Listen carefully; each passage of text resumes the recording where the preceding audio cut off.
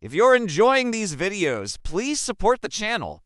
It helps get them recommended to a wider audience and lets me keep making them.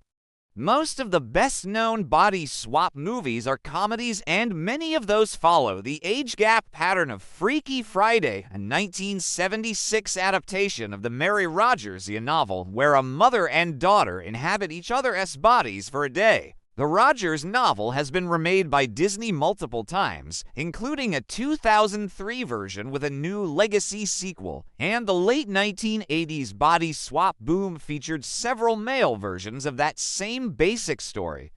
Empathy is taught, lessons are learned, and everything works out in the end. Even the slasher version is pretty sweet-natured. Maybe it is the formulaic nature of these often family-based stories that makes John Woo's Face, often unexpected contender for the best body swap movie ever made.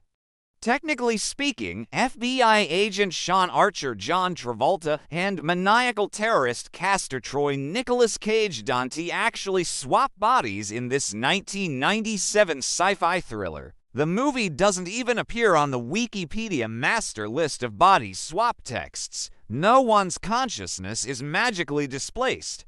When Troy, who killed Archer's son years earlier, is comatose and captured, authorities use top-secret tech to remove his face and graft it onto a reluctant Archer. Archer can then convincingly go undercover at the prison holding Troy's brother to learn the location of a literal ticking time bomb that threatens to flatten Los Angeles. But, as the scientists explain, they do more than give Travolta a freaky Nick Cage mask. They also resculpt his body and hairline to more closely resemble the more wiry Troy. Of course, Troy later wakes up and forces those scientists to perform the same operation on him, so he can wreak havoc disguised as his do-gooder nemesis.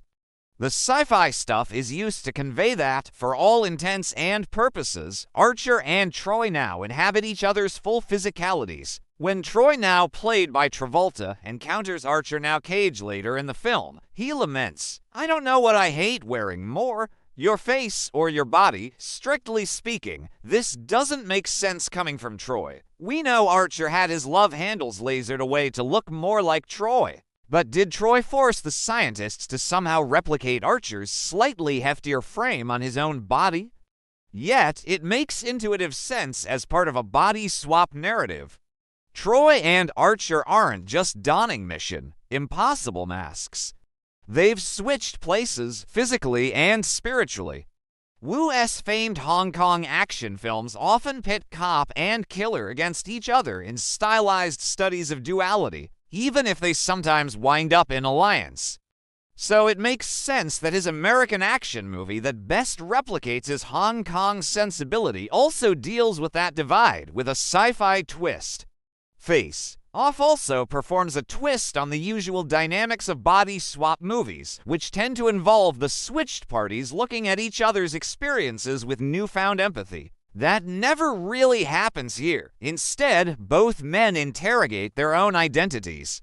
Troy, disguised as the married father Archer, discovers that he is able to enliven Archer's marriage and even forge a stronger bond with his rebellious teenage daughter, even if it's largely out of appalled boredom. Archer, living as Troy, is more naturally caring towards one of Troy's moles, Gina Gershon, and the young boy who turns out to be Troy's son, which does highlight his own neglect of his real family. Yet, living through these circumstances doesn't generate empathy between cop and criminal. The real Troy remains psychotic, and the real Archer still wants to kill him. By screenwriting rules, this should make the characters static, but that's impossible in the face of the performances from Cage and Travolta. Neither actor is particularly known as a shape-shifting mimic, but imitating each other is only part of the job here. Woo and the screenplay are asking for something more complicated, and both of them deliver. Cage establishes Troy with his trademark over-the-top nuttiness, entering the movie dressed as a salacious priest. And thank you to my patrons for helping to shape this video. You can get involved by following the link below.